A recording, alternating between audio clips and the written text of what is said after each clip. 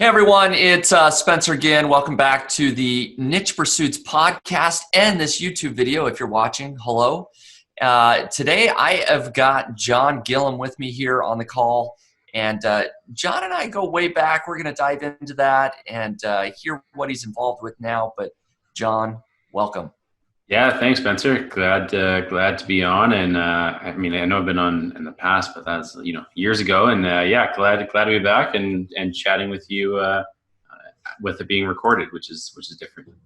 Yeah, definitely. So, like I said, we go way back, and so I know your history quite well, and probably most people in the audience here have heard of you, I would think, but there's certainly going to be some that haven't. Why don't you give them kind of your background, and give us an evolution of how you got started online and kind of what you're doing now. Yeah, sounds great. So I started online 10 years ago, a little longer than that. Sort of found Upwork and was blown away by it. Odesk at the time. Since then, I've spent a lot of money on there. It's a really cool platform that I just geeked out on when I discovered it, and from that sort of built into building and selling primarily content sites.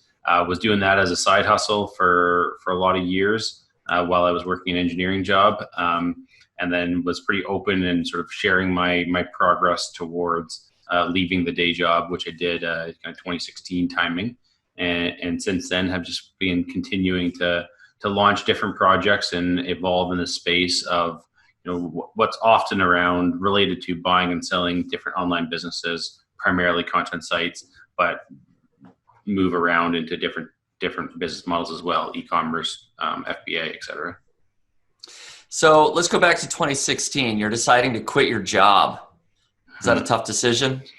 It's scary. So it was great job, enjoyed it.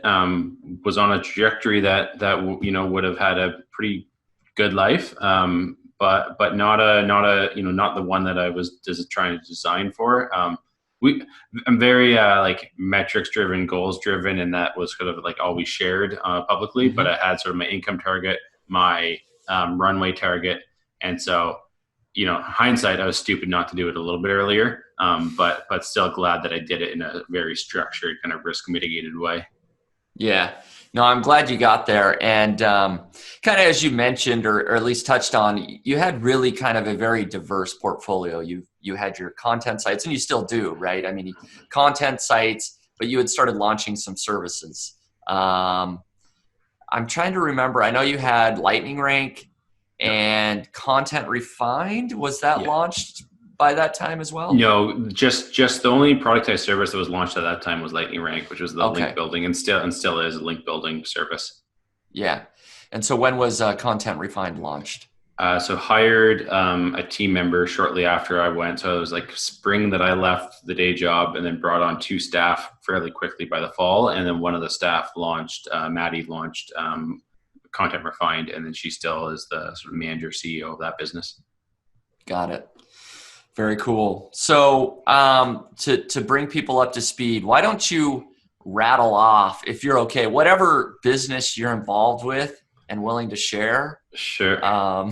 Let us know, because I know there's a few. There's a few, yeah. So Authority Website Income is where I talk about everything that I do online. And then I have my portfolio of content sites, e-commerce sites, mostly Shopify sites, and then FBA business. And then I have my productized services side, which sort of is built to support my portfolio. And I talk about that. So that I've got Content Refined, Lightning Rank, Brand Builders, Motion Invest. Each serves sort of a different purpose, and I pull on those for my own portfolio. And then I've got, I'll call them kind of like my unrelated, but almost like kind of investments, sort of like angel investment type projects. Some in the municipal SaaS space that are kind of, I don't talk about online because there's sort of no overlap, but trying to apply some of the same skills around organic traffic and growth and outreach to some pretty boring SaaS businesses. So that's another kind of project that I don't talk about much publicly. Yeah. Now, is that, I don't know much about that one. And maybe I Yeah. don't need to dive into it too much, but is that related to your crypto sort of experience or no? Totally different. No, crypto's there, so the like ad bank is there, but that's almost like Yeah. its own kind of world. Yeah. That's like those worlds are related, but yeah, ad bank still takes so like that's about 20% of my day, 25% of my day is trying to push ad bank to where we want it to go. Yeah. How's that going? Well, we're going to cover other things, but you're putting 25% of your day into ad bank. Yeah, it's we got a lot of work to do. So it's neat. It's like we're getting so what AdBank is a platform that's built on the blockchain that connects advertisers and publishers directly together. We got a bunch of users and it rewards users for seeing ads. And so we have a Chrome extension called Blade, which rewards users for seeing ads. What the users that we got was kind of as you could expect, like low disposable income individuals that are excited about earning crypto from countries that are not kind of tier one advertiser countries. So a lot of users from kind of East Asia type countries. And what ended up happening was we just were not profitable to be able to advertise to them. But we've sort of flipped that and now turned that into a task marketplace. So it's almost like Mechanical Turks, where people now get rewarded for doing tasks that we can assign them to do. So it's a neat project. We're getting like 1,000 users a day, staying very relevant in the crypto world, but not making the impact yet that we want to make. Yeah, interesting. So getting a lot of users, it's out there, but still working on the profitability side of things. So yeah, big time. That's cool. So a lot of things, and I do want to dive into how you're able to do so many things here in just a little bit. But first, let's just kind of mention Motion Invest. That's going to be the core, I think, of what we talk about here. And for those that don't know, I am actually a partner in Motion Invest as well. So it's John, myself, and Kelly, a third partner that's really the operations manager there, kind of running the whole show. Much does it all. We're just here to look good. Yeah. We're just the pretty face, So I want to talk about Motion Invest a little bit and what we're doing there. So why don't you fill people in? What's Motion Invest? Why did we create it? Yeah, sounds great. So Motion Invest is just sort of it became basically the brand around what we'd been doing privately, which was buying and selling content sites. We felt like there was a gap in the marketplace and a problem if people came to us and said, hey, I have $20,000 to buy a content site. Where do I go? Ooh, like I didn't feel good about sending inexperienced people to Flippa. The marketplace for the sort of smaller content sites didn't really exist. And those that did, it wasn't as efficient. It was, the systems there were great, like, specifically like the brokers like Empire Flippers or FE, great systems, but those systems are built to sell $500 million, multi-million dollar businesses. And it just it wasn't a great experience as it could be, and because of the way they were designed for those smaller content sites. And so kind of we became through conversations, thought that there was an opportunity here to become sort of the most efficient place to buy and sell content sites in that sort of 50K range, as low as $5,000 and as high as $75,000, $100,000 content sites. Right. Yeah. And just to add to that, I mean, like you hit on it, it's really hard because the brokers want to get bigger and bigger, right? We've seen that. People that are familiar with Empire Flippers history, back in 2009, they started by selling their teeny little sites making like $10 a month or $5 a month. And they were selling those as fast as they could make them. Right. But then they evolved to starting to sell other people's sites. They became a true broker. And as they've established themselves in the marketplace, they're now selling, like you said, they really want to sell $1 million plus sites if they can, right? They'll still sell you smaller sites, but it's pretty rare for them to go after any sites worth less than $100,000 now, right? And so Empire Flippers used to be sort of the trustworthy place. They're still a trustworthy place for what they're doing, but they're no longer focusing on the smaller sites. And so you're kind of left with Flippa or going private, trying to see if you can find a deal on your own. And the problem with Flippa is the due diligence aspect of that. You're connecting with a seller that can say the site's making $100 a month, but is it? Nobody's verified that. No third party. Flippa hasn't looked at the stats or anything like that. And so that was a big pain point that for Motion Invest, we really wanted to solve, was those two things. Where can you go to buy a small content site, one making, less than a couple $1,000 a month, and you get sort of verified earnings, verified due diligence by a team. And that's what we do at Motion Invest, right? Yeah, no, it's interesting to hear your thoughts too, Spencer, but it's been great to kind of hear that feedback from individuals around kind of like, oh, this is the solution that I need. I can sell my site quickly. I can sell it directly to you guys, which is another kind of unique component about us. But yeah, it's certainly been interesting to kind of both over the last, I guess it's been 8 months or so since we've launched, 10 months, and hearing that feedback so far. So yeah, it's been great. Yeah, no, definitely gotten good feedback from my audience as well. And so let's talk about that aspect just a little bit, because certainly when we launched, we were not a traditional broker, right? The only thing that we did is we bought sites from people. So we'd find off-market deals through our own connections, or people that eventually found out about Motion Invest would come to us, and we would buy their sites outright. And we still do that to this day. So if you have a small content site, if you're listening or watching this, we're happy to take a look and give you a cash price that closes quickly. We do our due diligence as fast as we can, and then we send you the money. We come up with a deal, say, here's the price. If you agree, we get you your money, wire transfer 48 hours later. And so we still do that, and that's how we started. But we found some people wanted to see if they could sell their price for a little bit higher on their own on the Motion Invest marketplace. So we decided to allow people to, instead of selling to us, they can now sell through the marketplace and see if they can get a little bit higher price. We've gained a little bit of traction. So that has become a very viable option for people as well. Yeah, one innovation that we kind of launched with that was we have a Dutch auction system. So if you're looking to sell a content site that's sort of in like a $40,000 valuation, the way that Kelly structures the listings is that they're Dutch auction, which means they start at a high multiple, and then over time it keeps dropping down until somebody purchases it. And what this is meant to sort of address is that a lot of both sellers and buyers of these sites, the business model is kind of doing this at a certain volume, and they don't necessarily want to get on calls. And so a lot of our deals are done with almost no calls between the seller and the buyer, or even between us and the buyer.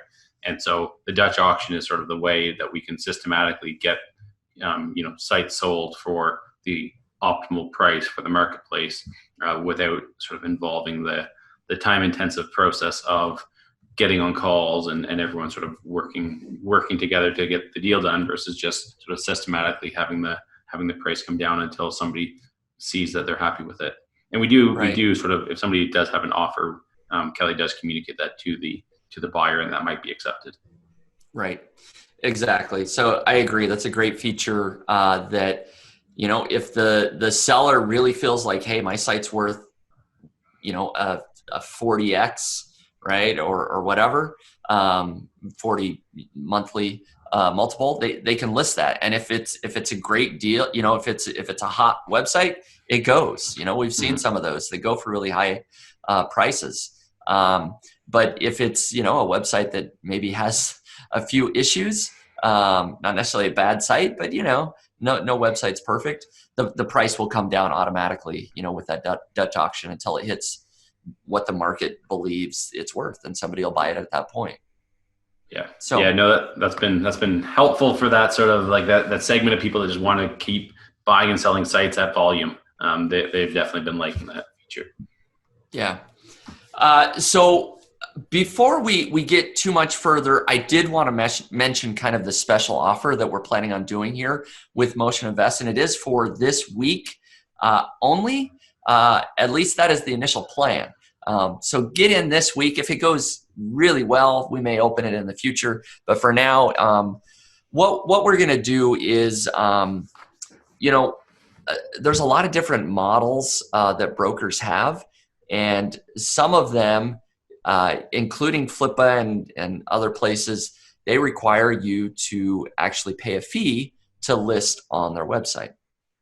All right. So if you want to sell your site, not only do you have to pay them a brokerage fee, when it sells, but you have to pay just to list it.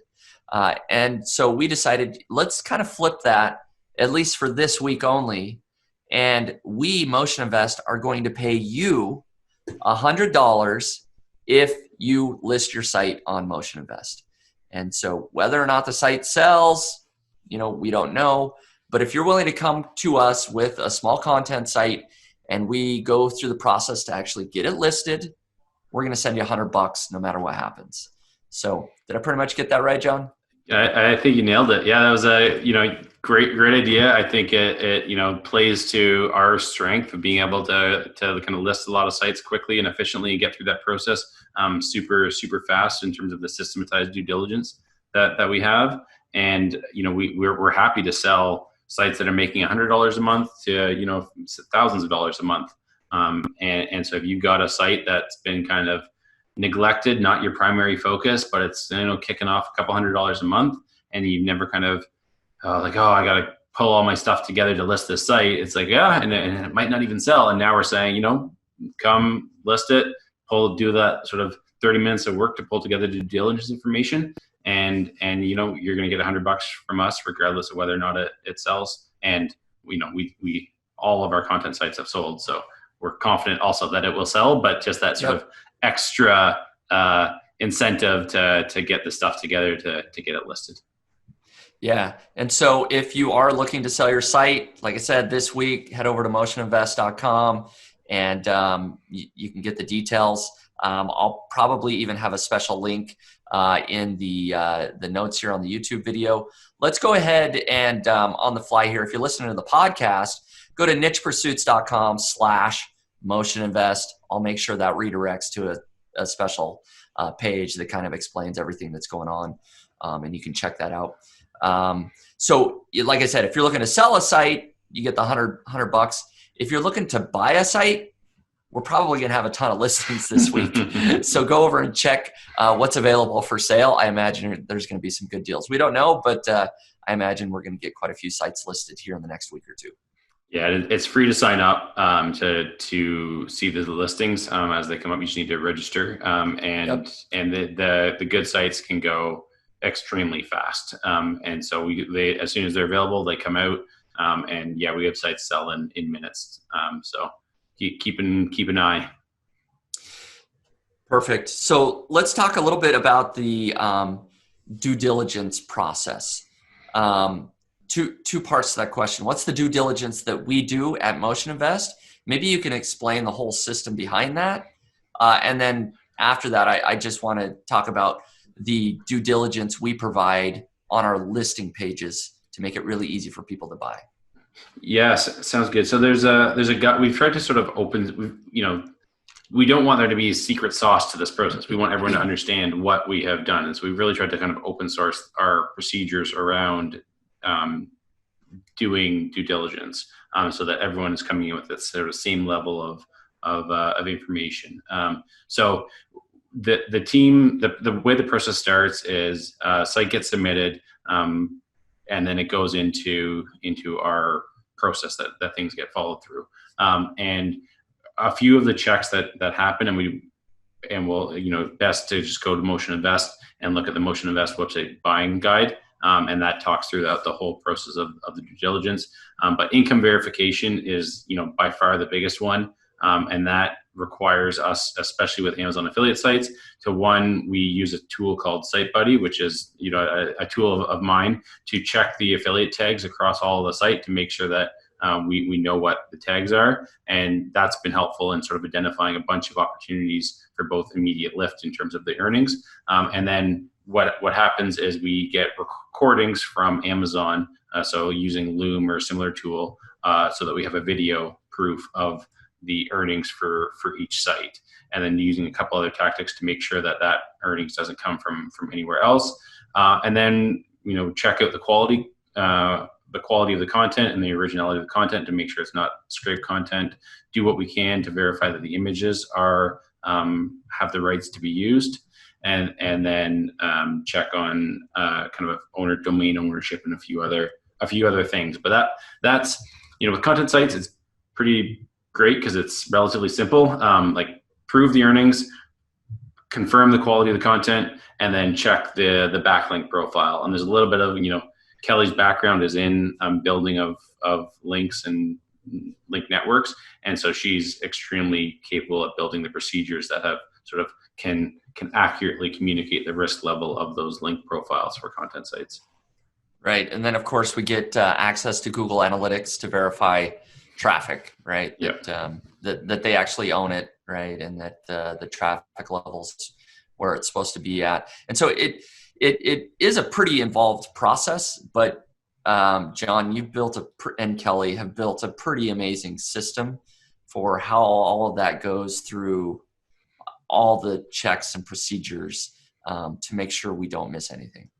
Yeah, no, it's been good. I mean, yeah, it's all I've been harping on Kelly, but I mean, it's all Kelly that's built this thing. And yeah, I mean, we're generally getting sites through. If it's flagged to move through quick, we can get it through a little bit faster, but we're usually getting a site through from and we're still trying to get it faster and faster, but from sort of site submitted to offer made and money sent in the case of we're buying it is usually kind of 5 days or less, 5 days being our average. Some go longer, some we can get through within a day if we're sort of flagged it as somebody that really wants it to move today. Yeah. And so maybe talk about just briefly some of the tools that are used to sort of both make this process efficient and sort of automate the process. Because there's a few things, we get somebody submits their site on our website and quite a few things happen immediately. Yeah, so I'm probably going to get some of it wrong. So Kelly's the right person for this, but so it comes in via a form. Couple steps to the form to make the form intelligent, to sort of give you, I think we're one of the unique site valuation tools where we provide some expectation of selling time and selling price at a few different options. So we're not the only place to go to sell your site. And of course we make that clear and provide kind of expected profit from your other sources and expected kind of your time and duration to get it sold. And then using some tools like Zapier, ActiveCampaign for email management goes into a Trello board. Then there's a team that's assigned to each step through that process. And as the card moves through the due diligence step, additional Zapier steps are triggered to alert people. And so then some of the tools at each of the steps. So Google Analytics for verification, Loom for screen recording, Ahrefs and Majestic SEO for backlink checking, SEMrush for cross-referencing Google Analytics to what SEMrush is showing for organic traffic. And then some tools, Copyscape for auditing the content originality. And then there's a tool around the images, if I forget what the name is for that. And that's, I think that's a good chunk of it. Yeah. And then SiteBuddy helps with the Amazon affiliate link audit. I'm probably missing a few, but Kelly will get on my case about it after she sees this. I think you got most of it, as far as I'm aware. But we go through quite a lot, and so maybe talk about the listing page. Essentially, everything that you just mentioned there, we then put on the listing page, right? So that a potential buyer here's the screenshots we use from SEMrush and Google Analytics and everything else. Yeah, so there's a term around sort of like reducing like a deal. When a deal happens, there's information asymmetry, and we're the middlemen in this sort of transaction, and our job is to try and reduce that information asymmetry as much as possible. The buyer knows something, the seller knows something, we know something. How do we try and make sure that everyone knows the same information, and that everything can be priced as a sort of effectively as possible. And so that's why we've, fully open sourced our due diligence process, so that we're not trying to hide anything under the jacket about our gotcha tactics. And so people come to the listing page and they can get a really good sense of, we're really trying to not, these content sites sell. People want content sites. We're not trying to put wording on this to make it a sales page for the business. What we're trying to do is, as accurately as possible, communicate the information, because we know these assets have value and that they will sell for a fair price. And so we really take screenshots of the tools that we use, and share all of that on the listing page, so that people coming in have all of the same information as we did when we either bought the site or listed the site, and as much of the same information as the seller has. Yep. Absolutely. So is there anything else that we want to touch on, or insights you want to provide in terms of either processes or structure, or just how the business operates, that you think might be useful for people that are, sort of running their own business? Yeah. I think our speed, I think what's been fun with Motion Invest is the speed of evolution that we've had of the business, of what we really started out with, despite, us, both of us being in this space with an audience with people coming to us with these problems all the time. You would think we'd get sort of the solution right from the start. But what's been fun is kind of some of these ideas along the way of marketplace, Dutch auction, and now, we'll pay you $100 to list your site with us. Our sort of speed of being able to test that, and with our structure around kind of Kelly running the business, us throwing out sometimes good ideas, sometimes bad ideas that she runs with, and her and the team. That's been fun. And I think something that, I think if has been doing well uniquely in Motion Invest relative to some of my other projects, where we get sort of on one track and stay there for too long. Whereas here we're, clearly set the goal of being that efficient place to buy and sell content sites. And now we're just continually testing to get to that optimal solution and evolving quickly. Yeah. So constant innovation, speed to implementation, right? Being willing to listen to feedback from customers. Those are all, critical things for people kind of building their own business. I think, like you said, initially, we hit the right market and the right problem. We clearly have found a problem around buying and selling small content sites. Exactly how to execute that has evolved slightly over, like you said, it's only been, less than a year since we launched, and we've been able to find some success there. We're certainly not the biggest player in the market. Flip has been around for, 10 years or something like that. But hopefully we're coming their way. Yeah.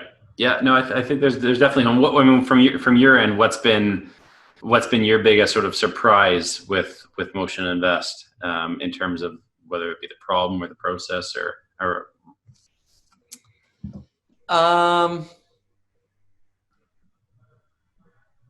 the biggest surprise, I didn't think that we would move to a marketplace model. So I was kind of surprised that, and I think I may have actually suggested the idea that we move to that model.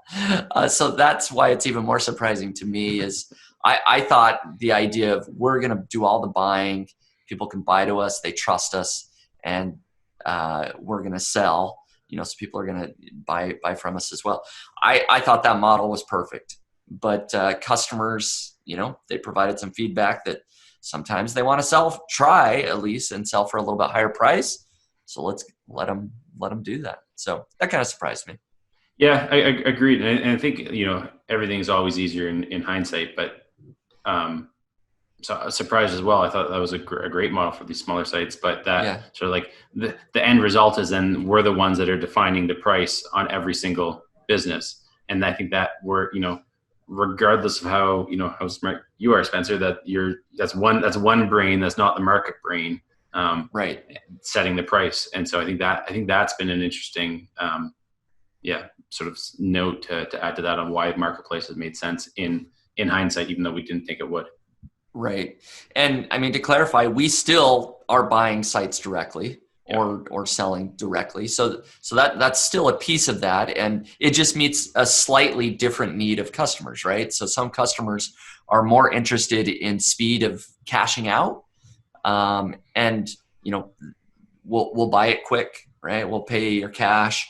And so that still meets the needs of certain sellers. Other people are willing to wait a little bit longer to try and get potentially a premium price. And so they can do that on the marketplace. So yeah, just kind of meets both ends there. So I didn't prep you on this, but are we willing to share some success numbers? I like to dig into how successful is the business. Doesn't have to be revenue numbers per se, but what are you willing to share, John? I guess I should check with the other shareholders as well. But we're two of the three here. Come on. Assuming you're asking the question, then I'll say that's a vote to share. But yeah, it could be number of sites or whatever we want to share here. Yeah. So number of deals, I think we've crossed over 100 since launch. I have to confirm that. In terms of, quickly finding fit, our first month was extremely successful in terms of kind of hitting that sort of like closing in on 6-figure kind of gross revenue range. And then, similar in this last month, as a month of August, kind of, similar and up from kind of where we launched. So that's great. And then in terms of team size, started out with Kelly, and now we have kind of 2 local people underneath her with a significant remote team underneath that. So the team structure is probably another kind of data point to share, but we've got kind of Spencer, myself, and Kelly, and then we've got Kelly as the CEO, manager of the business, and then underneath her we have a buy-side person and a sell-side person. And then underneath them, there's teams that are executing kind of the systematic process that exists. And that's been, I think we've got lots of, great couple people and lots of room to scale and adding on additional staff when needed. So does that answer the numbers sufficiently, or sure. Happy for you to share more? We can say sure. I just, whatever the audience wants to hear is what I'm trying to get at, I guess. But we've started to sell a little bit bigger sites more recently. We've started listing more and more sites that are making more than $1,000 a month, which was certainly not always the case early on. So some of those can have a big bump. Like the site that we just sold, was it yesterday or the day before? We sold a site, I think that was $44,000. Yeah, there's a 40 and a 55, or I might have it wrong. But the last 2 days we have both had one sale of sort of that around 40K site. Right. So that can give people an idea, right? When we sell at 50, we've done 2 sites that are roughly 50K in the last couple of days, right? So that we're starting to get some of those little bit larger sites. And so those big sites, can make the revenue number look, quite large, which is exciting. But of course our model just depends on other things, whether we bought it directly or whether it's a marketplace or other things like that.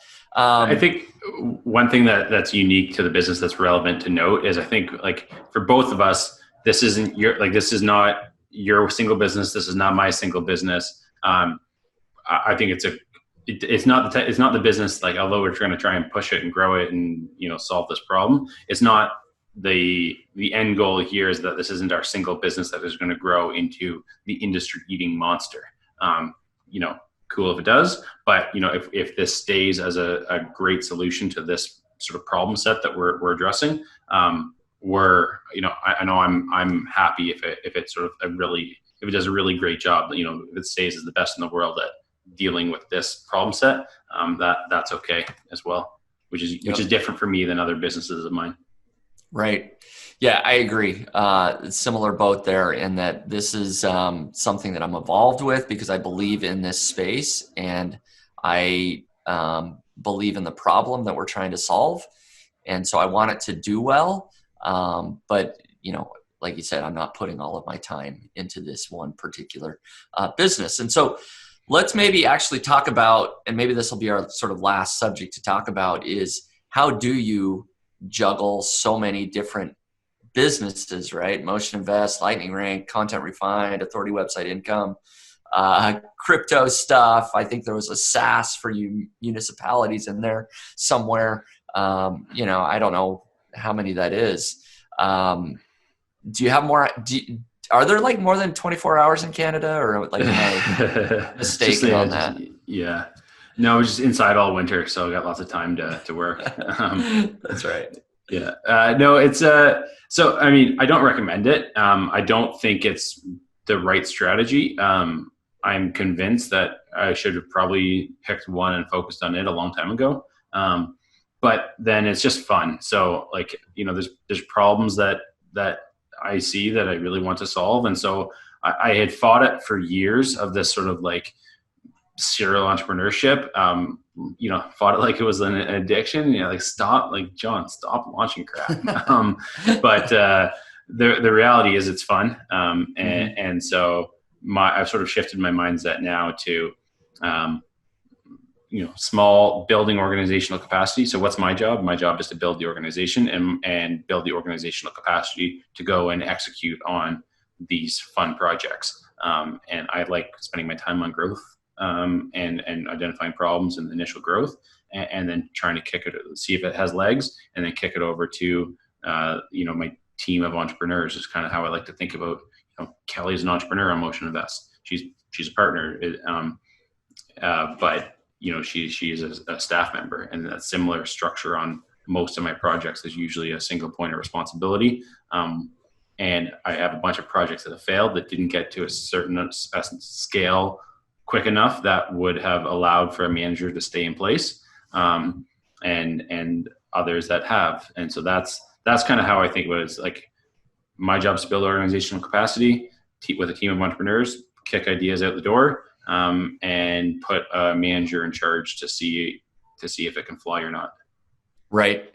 Exactly. So you've got, so like you said, take Content Refined. You've been able to kind of build a business there, a team that really does everything. But what do you do there exactly? Where, Yeah. So I'm the toughest customer.